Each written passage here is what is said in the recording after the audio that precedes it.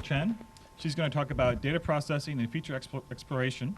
Okay, so she will demonstrate how to use Python libraries such as scikit-learn, statsmodels, and matplotlib to perform pre-modeling steps. Okay. Thank you very much. All right, hi.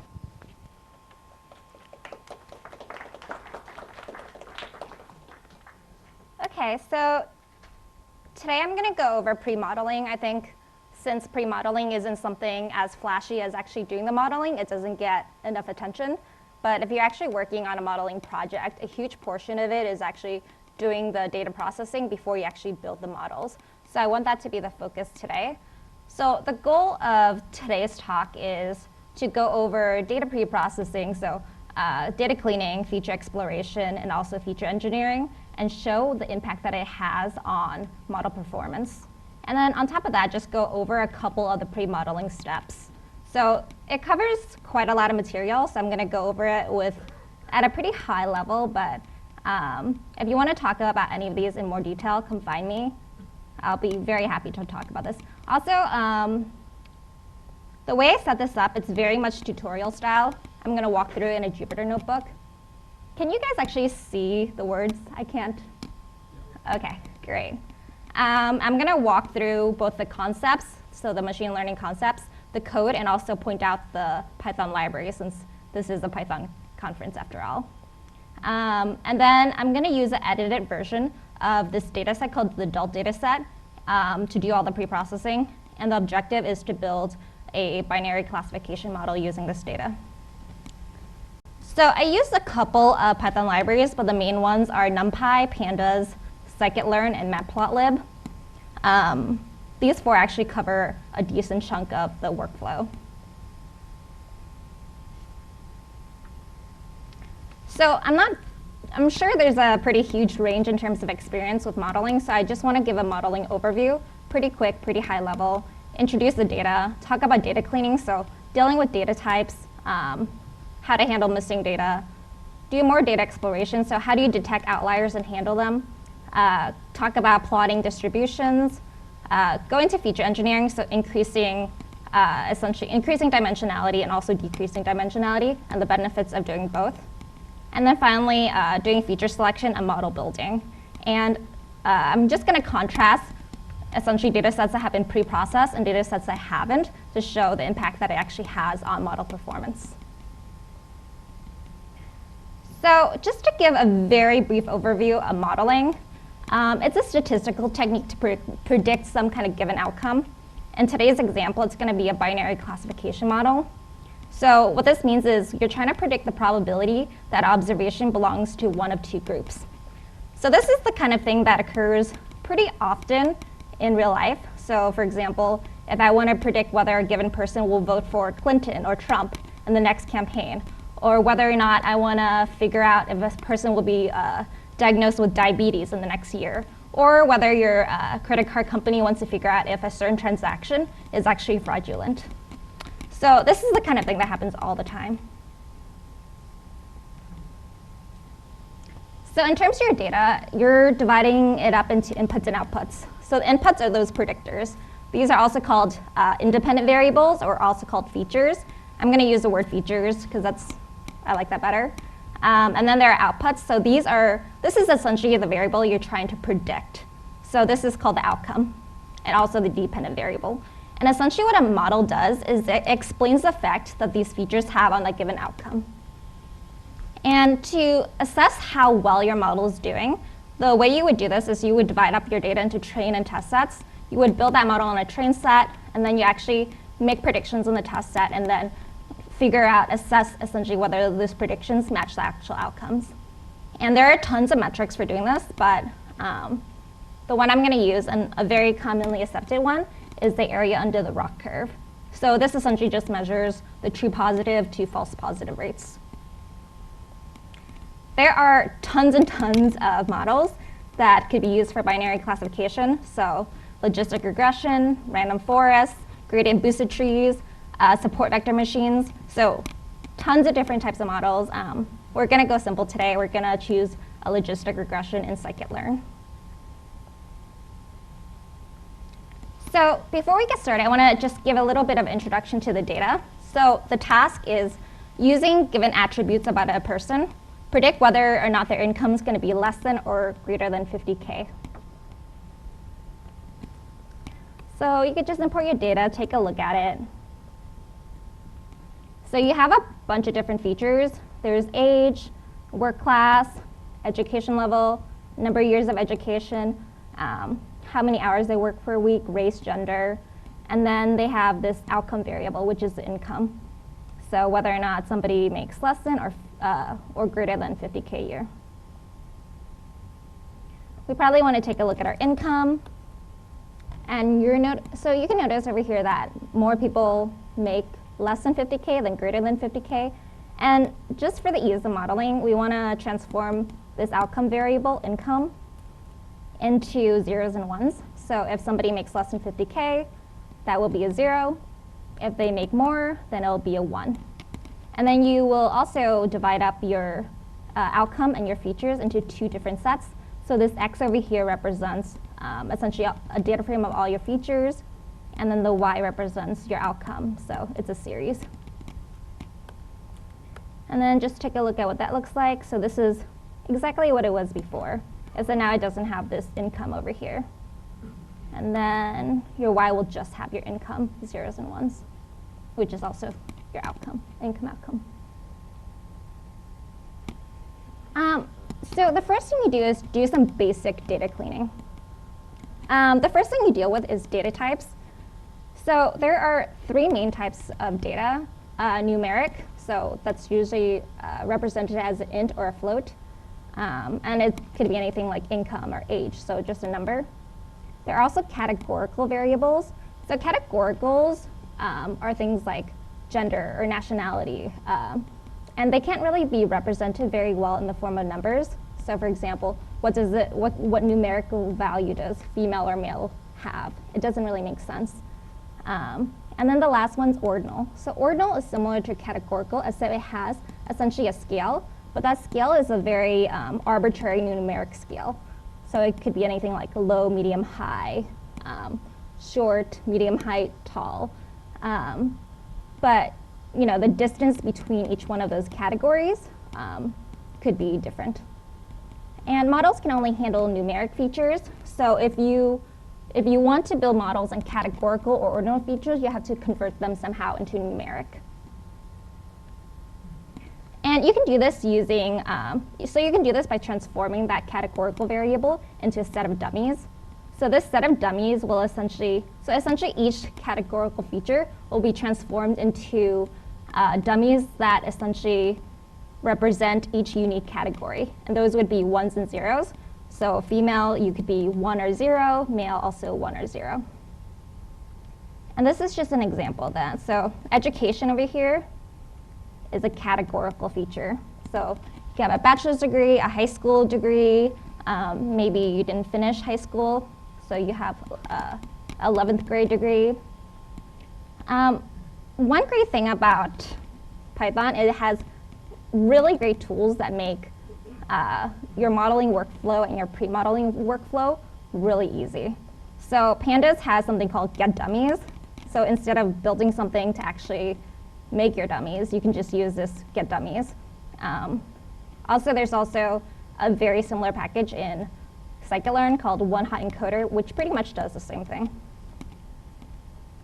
So then I say get dummies of education, and essentially takes each one of those unique categories and then assigns them 0, 1. So over here you see that observation 0 and 1, bachelor's. So if you go to bachelor's over here, observation 0 and 1, 1 and 1. But you don't necessarily want to dummy up all your categorical variables. So for example, if you have 1,000 observations but 999 different categories, it's not really useful to actually have dummies of those. So one thing you could do is just check how many unique categories you have. And for this, you can notice that essentially there aren't that many different categories, but for something like native country, it's 40 unique categories. So maybe we want to take a look at this. And you're seeing that for the most part, they all belong to a single category. When you have a situation where most of the categories are very low frequency. You don't have to create dummies for those. You could create something like an other, and then essentially have other represent the low frequency bins. So we can do that here. So in this case, bucket everything that's not the United States as other, since most of them fall into the United States. And now we have only two categories, US or other. And you don't want to do this for every single variable, so it's just easier to create a dummy list, and this dummy list is essentially the names of all the features that you want to essentially make into category or to dummy up. And then just write a simple function that loops through each of the columns on the list. So you're dummying it up, you're dropping the original feature which can't be used in a model, and then you're adding the dummied version of that feature.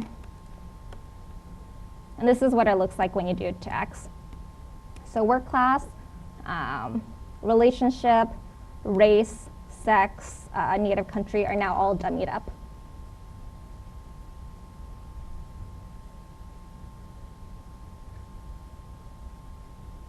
So now you have everything dummied up and everything's numeric, but models also can't really handle missing data. The simplest solution you might think is, oh, I'll just remove observations or features that have missing data. But this is actually a pretty problematic approach and causes tons of issues. For example, if it's randomly missing, you could potentially lose a ton of your data, which is harmful to your model. But it's even worse if your data is non-randomly missing. So in addition to losing a bunch of your data, you're also potentially introducing biases into your data set so that it's no longer representative of the full population. So this is usually a pretty poor solution. A good but really simple alternative is just to use imputation. And what imputation means is you take that missing value and you replace it with another value based on the non-missing values for that given feature. And there's a bunch of different strategies for this. You can use mean, median, or highest frequency value of a given feature, and those are usually the most common ones. So we're going to take a look at our data set again and say how much of our data is missing. So you can see over here that these features have 107, 57, and 48 missing values. Again, scikit-learn comes into the rescue, and it has a really great thing called imputer, which essentially just lets you impute all the missing values. I'm going to say, this is what my missing values look like. What strategy do I want to use? I want to use median, and then I also want to do along columns. So now I just impute, and now I've actually looked at how many values are missing. I'm seeing that there are no more missing values. So now at this stage, sorry? I was giving some scikit-learn, you can't have a pandas data frame, right? So you have to keep your data. You can actually. Can you repeat the question? Oh yeah, sorry. The question is for scikit-learn, you can't use a pandas data frame. You can, and I can show you later that I'm putting a pandas data frame into a scikit model.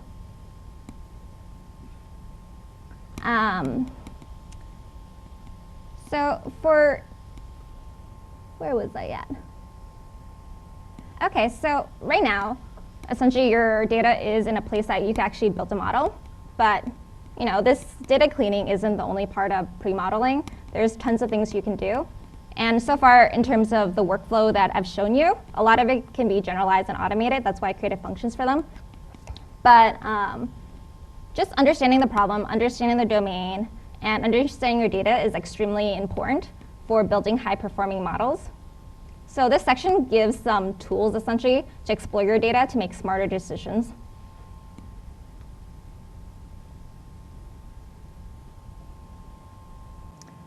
So the first one is outlier detection. So a simple definition of an outlier is it's an observation that essentially just deviates drastically from other observations in a data set.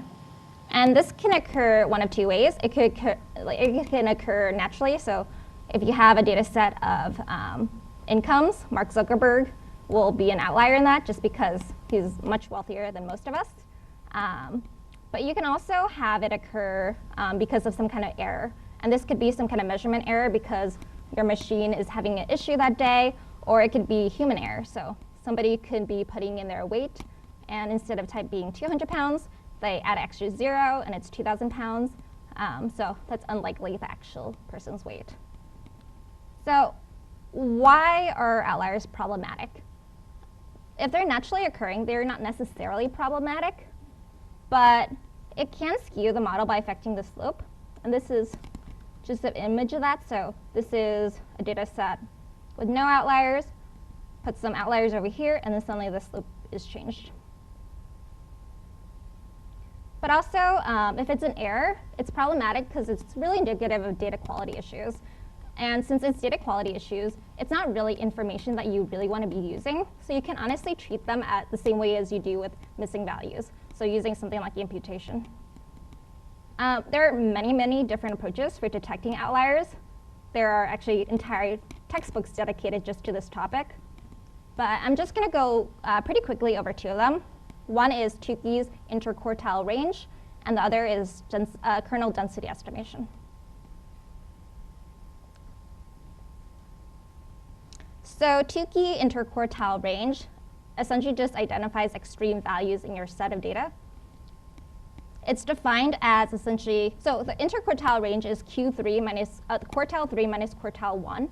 So values below quartile 1 minus 1.5 times the interquartile range, or above quartile 3 plus 1.5 times quartile 3 minus quartile 1, so the interquartile range, will help you find your extreme values.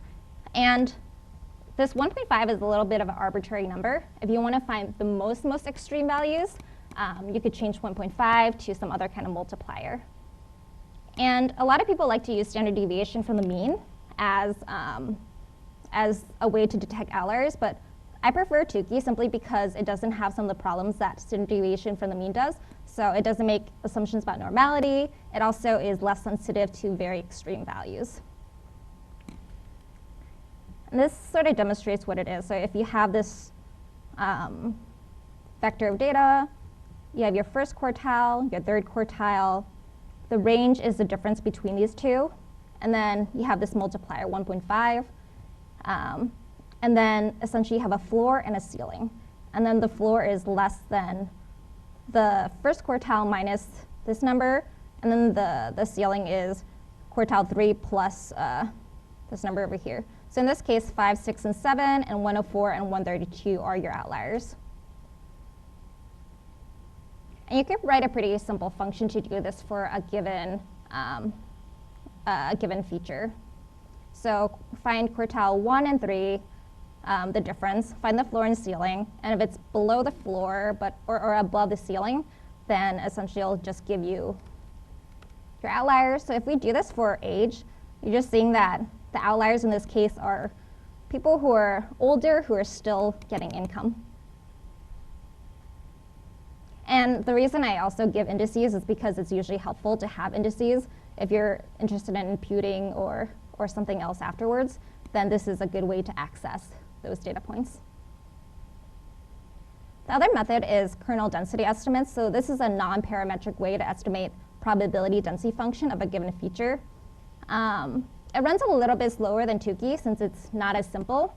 But one advantage is that Tukey looks like extreme values, but kernel densities has the ability to capture things in things like bimodal distributions that extreme values would never capture. So this is also just a pretty simple function, and scikit-learn has, actually I used, there's a scikit-learn implementation, but this is actually the stats model implementation of it. They're actually pretty similar. But this is a univariate kernel density estimator.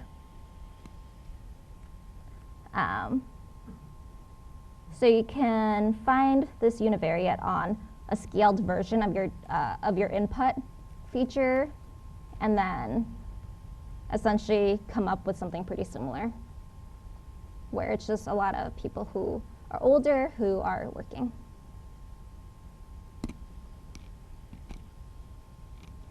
Also, the other thing that you can look at is distribution of features. So the simplest way to do that is using a histogram. So if you're not familiar with histograms, the x-axis represents value bins, and then the y-axis represents the frequency of observations falling into those bins. And other things that could be interesting to look at is histograms broken up by your outcome categories. So when somebody makes less than 50K or greater than 50K, or by some other category. So age or like income distributed by or divided up by gender or something. And then matplotlib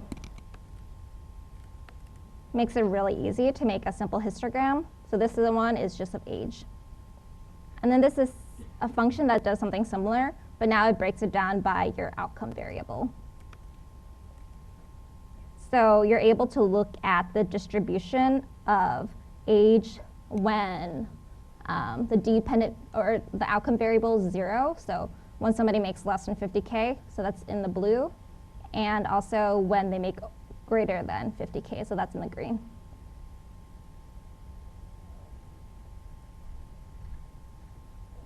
So once you have you've done your exploration and your data cleaning, another thing that's important is feature engineering. And in terms of feature engineering, I like to divide up into essentially 2 classes. The first is increasing dimensionality, and the second is decreasing dimensionality. And it's advantageous to do both. And what I mean by increasing dimensionality is essentially creating new features. So if you're very familiar with your data, you probably have a lot of great domain knowledge for building out features. But a good automated way to do it is looking for interactions amongst your features. And a simple, so there you could do 2-way, 3-way interactions. So this is a simple 2-way interaction. So x3 is equal to x1 times x2, and x3 is your interaction, and x1 and x2 are the variables so x3 is the interaction of the first 2. And this could probably be explained better with an example. So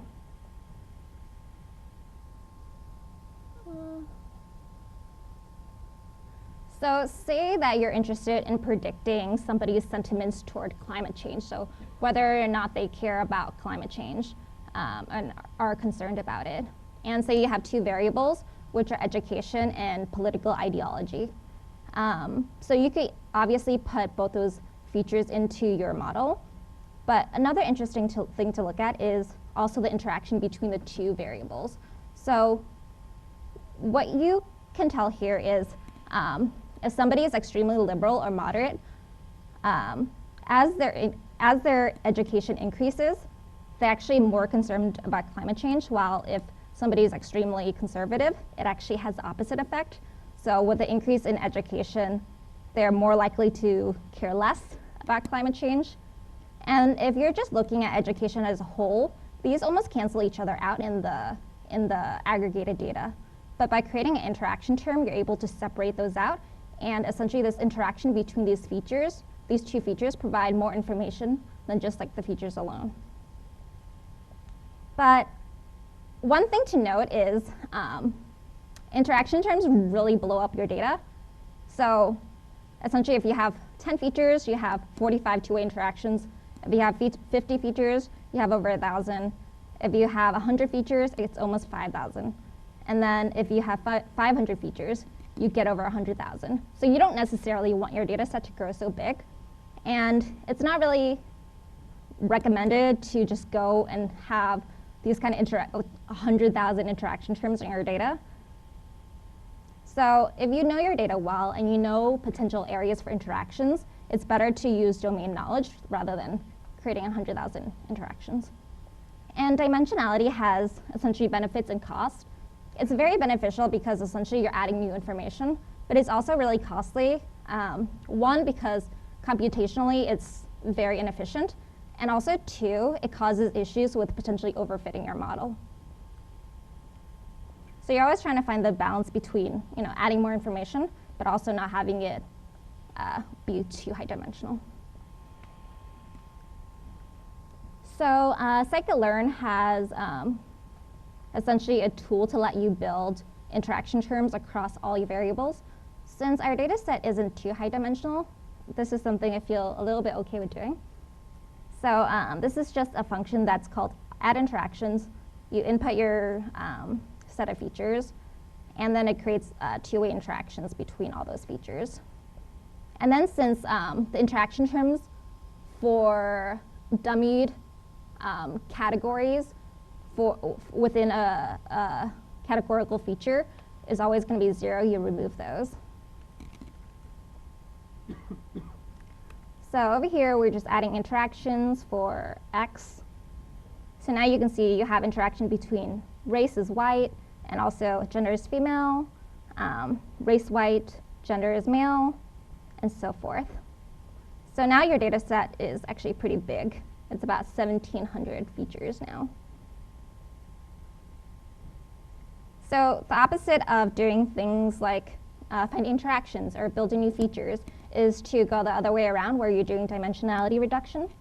And one of the most common ways of doing dimensionality reduction is using something called principal component analysis. So it's short as PCA. And essentially, this is a technique that transforms your data set from many, many features into a couple of principal components that essentially summarize the variance that underlie your data. And the way it's calculated is it finds the linear combinations of your features that maximizes variance. But at the same time, it really is mindful that there is 0 correlation with the previously calculated principal components. There are tons of use cases for this. So if you have super high dimensional data, this is a good way to reduce the number of dimensions. Also, if you have really poor observation to feature ratio, this is a good way to do to fix that problem. And it's also really good if you have a data set of really highly correlated variables, because essentially it's just going to take the variance from all those variables, so that it doesn't have that kind of correlation anymore.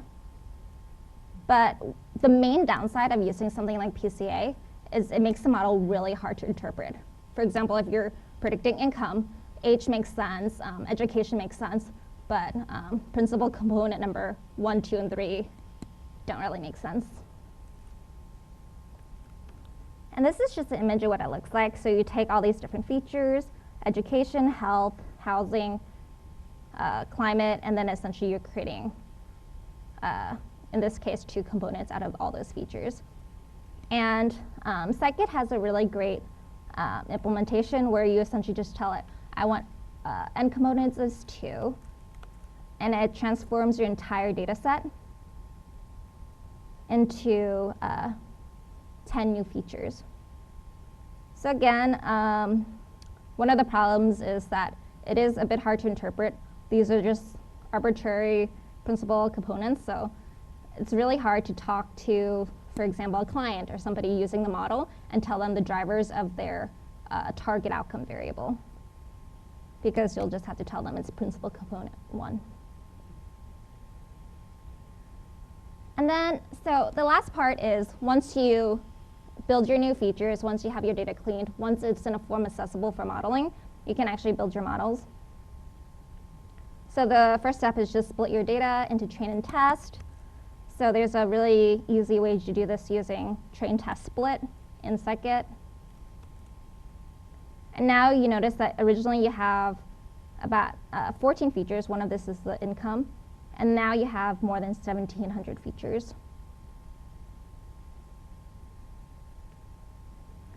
Since you have 1,700 features, this can be a bit problematic. One, because you only have 5,000 observations. Also, computing time is slower, and also you have issues with overfitting. So the thing that you also want to do is make sure that you select a couple of your features and not all of them. And there are entire textbooks on how to do feature importance and feature selection. But I'm going to go with a really simple method. Oops. I messed up.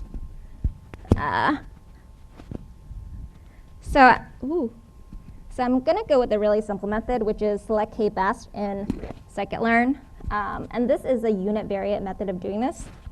So essentially, it just looks at the outcome and the relationship with each one of the features and selects the k number of best features.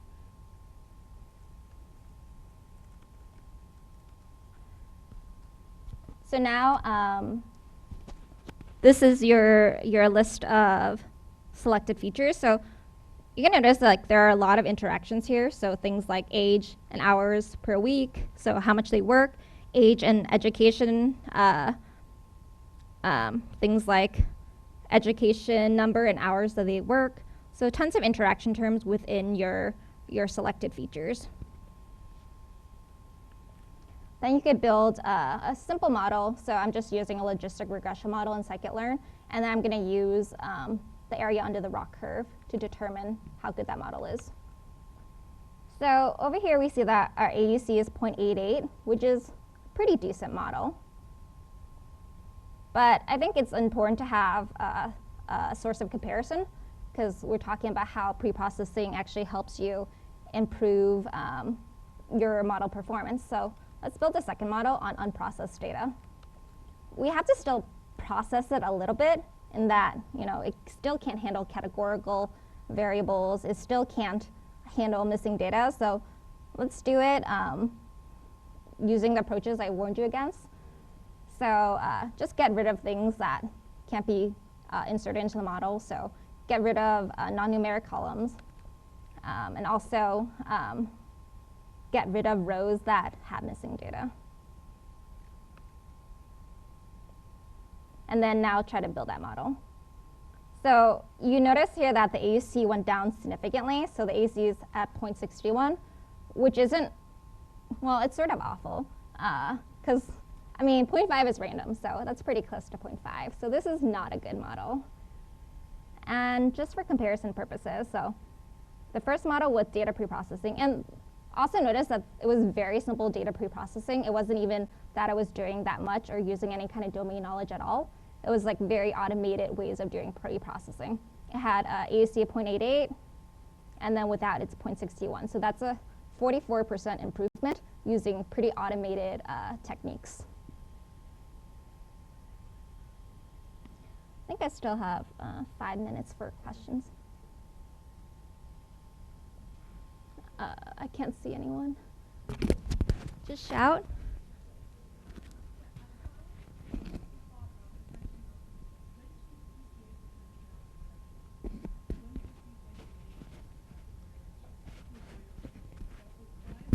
Mm-hmm.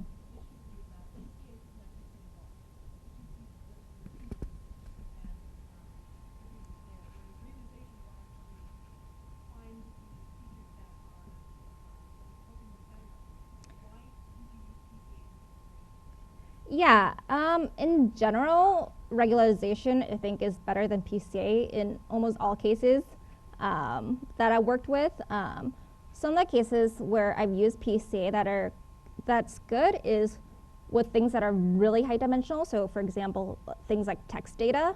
So if you use something like bag of words or something like that and you have really, really high dimensional data, I found that's really helpful. But in most cases, if you have like 500 features or something like that, regularization is usually better and more ideal from my experience.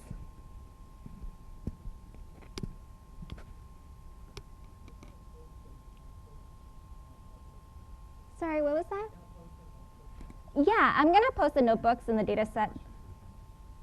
Sorry? Oh, yeah. Will I post this notebook to GitHub? Yeah, I definitely will. And then I'll, is there a way I can send out like an email with a link? Yes. Okay. Okay, yeah, I'll post everything up from this notebook to GitHub. Any other questions? Just shout. I can't see anyone. Well, how long does it take to grind some of these things in your experience? Like, just sit there for an hour, have lunch, come back, or how's the grinding? What do you mean? Is like processing? Time for some of the stuff. They're actually pretty fast, and a lot of the things that in my functions here, since this is a smaller data set, didn't really parallelize. But then if I had a bigger data set that I'm working with, it's pretty easy to parallelize a lot of these things as well. So unless you're working with data sets in that are much, much, much bigger, then compute time isn't terrible. Okay. What's the longest you've had? The longest I've had, I was working on sets of data that didn't fit into memory. So I was doing it a single row at a time, and that was on a data set of about 17 billion rows. So that took like a week or something. That was pretty long. Yeah, or maybe longer. But I mean, in normal situations, these are actually pretty high performance. For example, for outlier detection, kernel densities is actually much faster than some of the more advanced techniques. So like something like one-class SVMs or something takes a lot longer. So these are actually pretty efficient compared to more complex techniques. But they're also a little bit simpler than those as well. Okay, thank you.